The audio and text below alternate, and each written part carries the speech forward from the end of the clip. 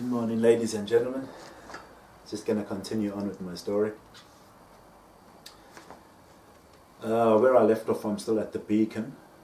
I was just about to move to the Croft. But before I carry on with that story, I want to tell you about the same year, towards the end of 2015, about my cars. I had a Cortina, an 81 TF Cortina that I bought off David Manuel in 2007. And I had a Sonata 2001 model. My Cortina was in kangaroo storage in Perth, and my Sonata was parked up here by Brownley Towers. That's the same car Marlon came to fix, and he didn't fix it for me. So anyway, during that same year, I told you before, I went for fines elimination to Canning Vale Prison. And before I went to fines elimination, HOMESWEST,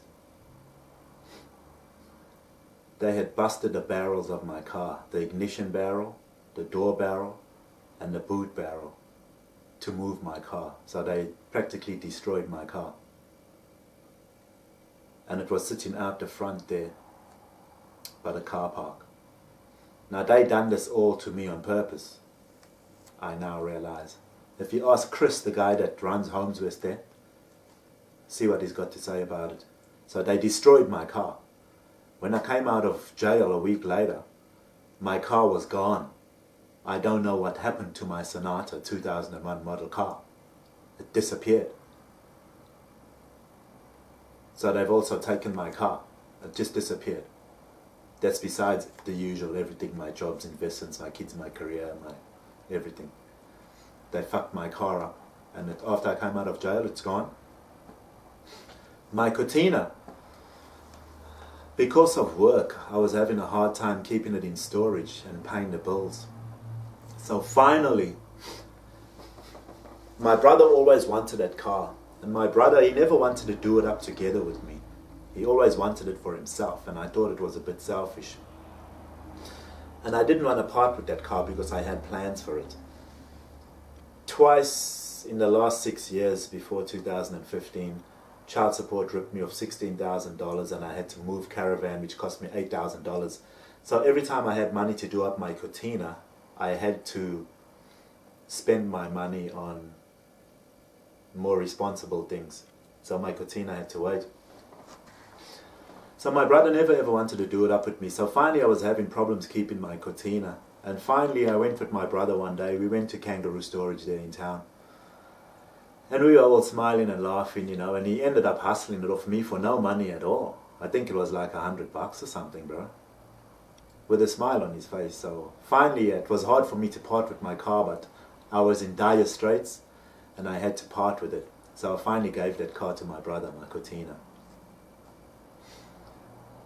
But I'm going to leave that story there. I'm going to come back to that story in 2017. I just wanted to tell you what happened with my cars in the year 2015. So finally I parted with my Cortina after 8 or 9 years.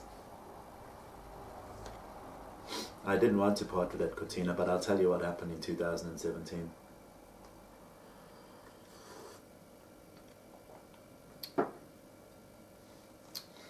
During towards the end of that year, 2015, when I came from the Beacon to visit my mother, she was saying to me, Byron, so what color do you like on your car, your Cortina? You know, she's talking about my Cortina. I thought maybe that they had taken my car and they were going to do it up for me, bro. Little did I know that my mother was bullying me because people had ripped me off for my car and they were doing it up and they took my car. But I didn't know that at the time. I thought my mother was being sincere and they got my car somewhere and were going to do it up for me. But I'll come back to that story in 2017. Now I'll carry on with where I was at the Beacon.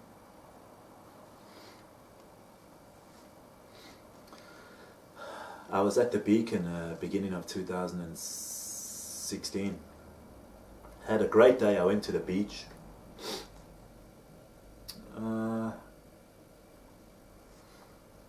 Went to the beach. The people at the beach were acting a bit strange. It was like there was a few people following me. But Had a great day. And I came back to the Beacon to have my dinner. And there's a lady at the Beacon. She's got auburn hair and she's got big blue eyes. And I was sitting there eating my dinner. And there was a guy sitting in front of me with his back to me. And she came down to sit at the same table, facing that guy and looking straight at me. And this is what she done to me. She's staring at me like this. And she's going, huh? What? She's making like she's talking to the other guy, but she's staring me down and she's pulling the shit out of me, bro. She's going, huh? What? What are you gonna do? What? Huh? What? Who? What? What? What? What? And I remember the way she made me feel, and I thought to myself, like, what did I do to you?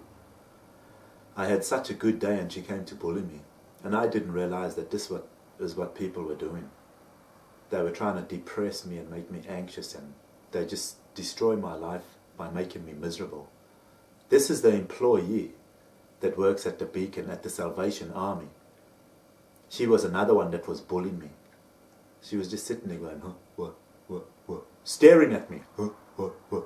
And when I looked at her, she'd just keep staring at me, bro, and then she'd make like she's looking past me. This is what people are doing in my life. Even people on the streets are walking past me, staring at me, and I'd say hello to them, and then they'd just look straight past me and ignore me. And this used to happen when I was sitting in my room, when I didn't know people were looking at me through the TV. I used to hear them say, we're looking past you. And now they're acting out that reality with me in their company. They're looking at me, bullying me. And then they're pretending they're looking past me, bro. Can you believe that? She made me feel so bad, like I didn't know what I had done to deserve that treatment, you know, after I had such a good day. If you ask her, I'll point her out to you. I know which lady it is because I remember how she made me feel. I remember them all there, and they all bullied me. These are the Salvation Army employees. Ask them. I want to know why they bullied me. And she made me feel like a real asshole after having such a good day.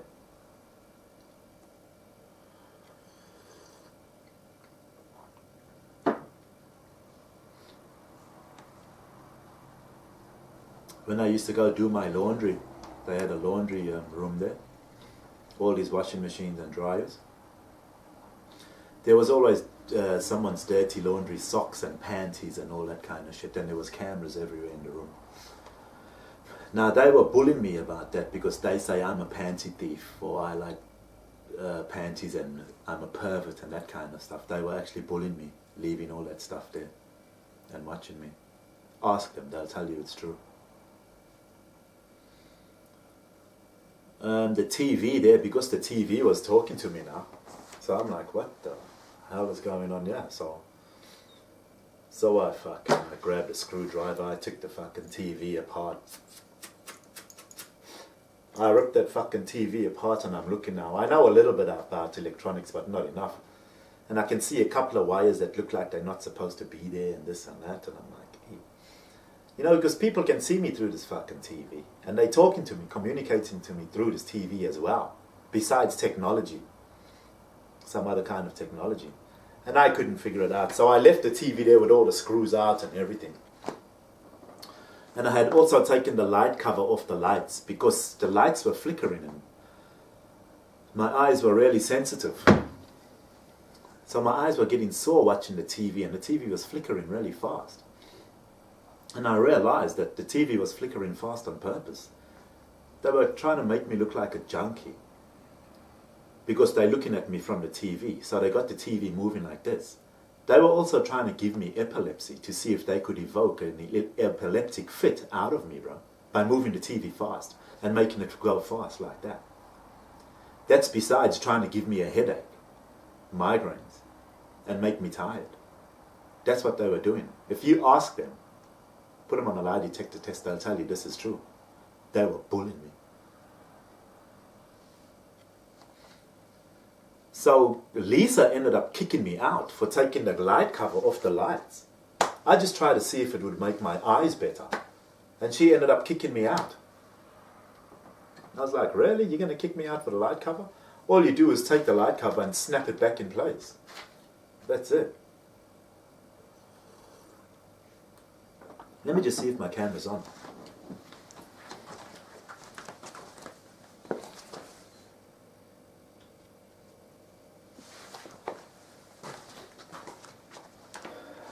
Yeah, my camera's on. So all you had to do was take the light cover, stick it back in place, and that was it. She treated me like I'd done some big major bad thing wrong. And the funny thing is, she never said nothing about the TV that I pulled apart. I never heard about it again. Probably because they're guilty and the TV was wired to look at me.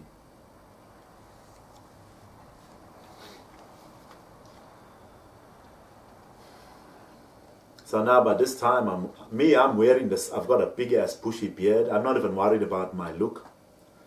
I'm wearing the same shirts for 3 or 4 days. Because I'm mentally drained.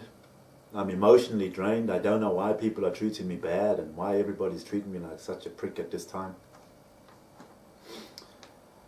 But I mean, this is my realizations part. So people were treating me and bullying me like a pedophile and a rapist because that's what they thought I was. A pedophile, rapist, an armed robber, pervert.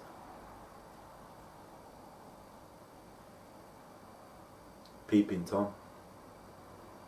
Yeah, bro. This is why they were treating me like this. I didn't know that. I found this all out in 2017.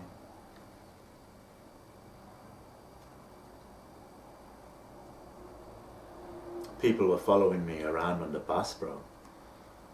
The lady from Brownley Towers, she used to drive a little red Lotus and wear a hat. She used to follow me around on the bus. Every time I'm on the bus, she's there.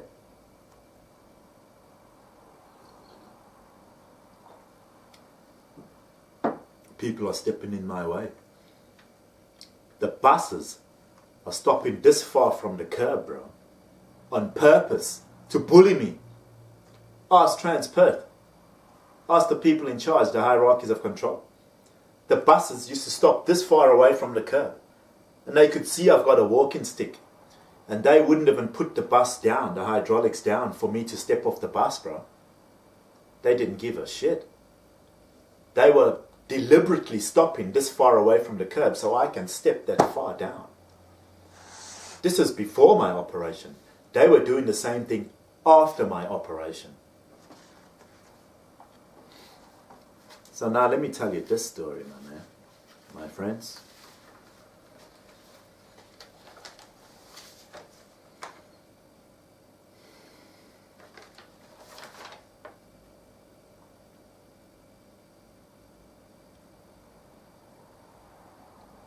So now Lisa kicked me out of the Beacon, yeah?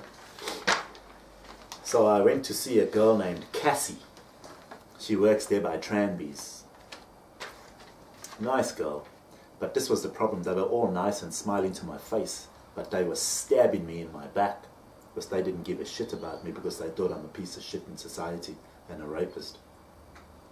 Ask them. Ask them why they were treating me like they did.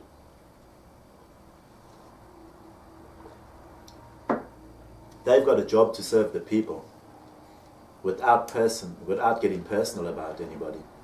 And they treated me like an absolute piece of shit. So they're not being professional in their job. But anyway, I'm not going to tell you how people should do their jobs. I'm going to tell you about myself and what happened to me and why. So I went to see CASSIE. Now my hip is stuffed. Now I'm in need of accommodation because I've been kicked out of the Beacon by Lisa. So I need somewhere to stay. So I spoke to CASSIE. And CASSIE says to me, oh, look, give me another day. I'll look into it. We've got a place by the CROFT. A guy's name's Nick. He stays by the CROFT. But I didn't want somewhere where there's stairs. And the CROFT had a spiral staircase. So I said to her, no, I'll wait another day or whatever. Something like that. And then see if she can get me somewhere else, you know. And she said, yeah, no worries, you know, that'll be good because, you know, it'll be a bit of pain for your leg, blah, blah, blah, you know. We don't want you to be in pain, babe, and that kind of thing. We want to look after you, so I'll definitely try to find you somewhere else. So I went in the next day. Unfortunately, she reckons, it's all a load of bullshit. If you ask her, she'll tell you she was lying. Unfortunately for me, the only place they had available was the CROFT, where Nick stays now. I'll get onto you about names later. So now the CROFT is a place where I've got to go. It's self-maintenance. It's, what do you call it? You buy your own food, you make your own food, you look after yourself.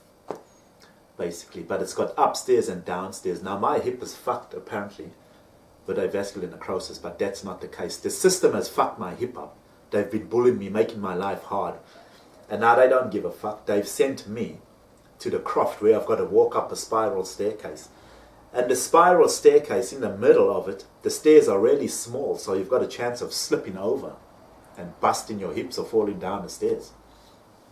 Very dangerous for my situation. And this is the place she sent me.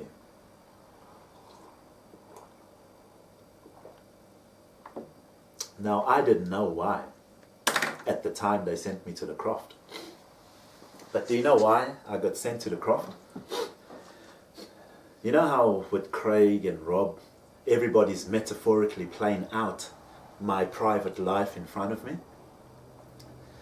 Do you know why they sent me to the CROFT? They sent me to the CROFT because they think I'm guilty of doing an armed robbery with Rudy, my brother, right? So far, they think I'm guilty of being an armed robber with Rudy. Now, the CROFT is where Rudy went after he went to jail. When he came out of jail, he went to live at the CROFT, where Nick is. Now, this is where these people, they kicked me out of the Beacon, and they've sent me to the CROFT now. So they're metaphorically telling me that I'm guilty of being an armed robber as well, and they're sending me to the same fucking place where Rudy went after he done his time for doing an armed robbery. They sent me there because they basically saying to me, we know you're guilty of an armed robbery, and we're sending you to the same place your little brother went to. This is what they done. Can you fucking believe that? I only realized this last year. They were metaphorically playing out my life in front of me, assuming I'm guilty of being an armed robber with my brother, sending me to the same place that he went to after he done his jail time.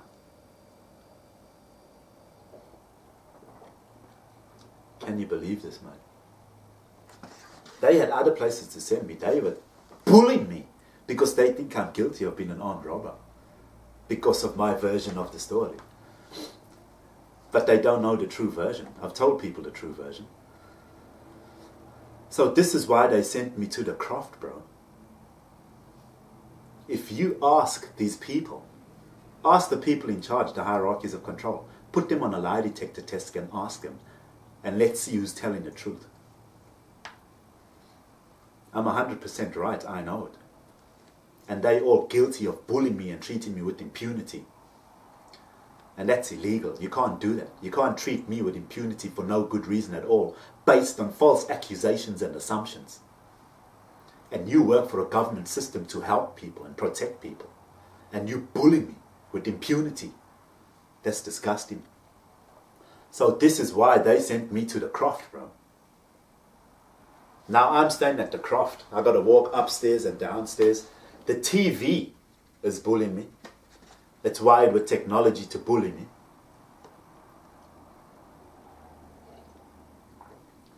I couldn't fucking believe this when I figured this out last year. This is what they done. Assumed I'm guilty of a robbery, bro. Send me to the same place my brother was at. Can you believe this? This is not a joke, folks. This is the government doing shit outside of the law, with the law involved, through the mental health system. I couldn't believe it when I found this out.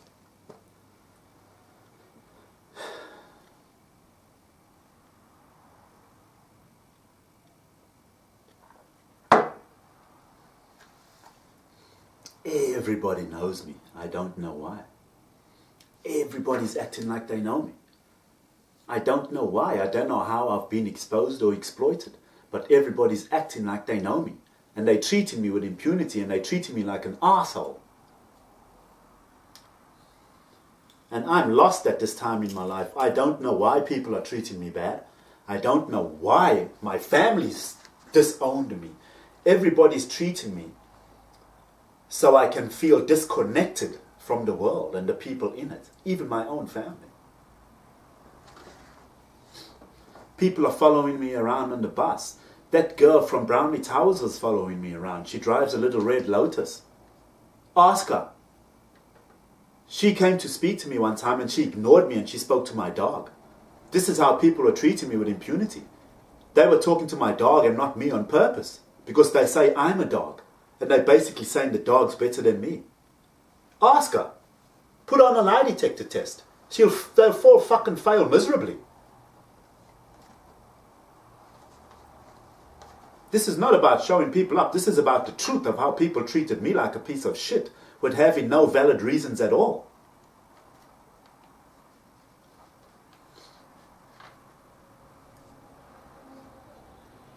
Hey, and the place where I was staying at the CROFT with Nick, I had to pay $180 a week. No worries. Look after myself. I would rather look after myself, buy my own food, wash my own clothes than have somebody else do it for me. I'd rather be independent like that. I always have been.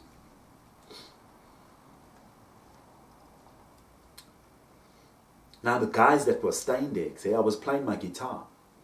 And I'm playing my guitar softly. Hey, and the guy's like, oh no, mate, you're playing your guitar too loud. You're playing your guitar. Hey, and I looked at him and I was like, what the fuck? People were just bullying me, see? Just picking on me. I wasn't even playing it loud and everybody's just picking on me. Now they've got me in a situation where if I do anything, I'm getting threatened with homelessness.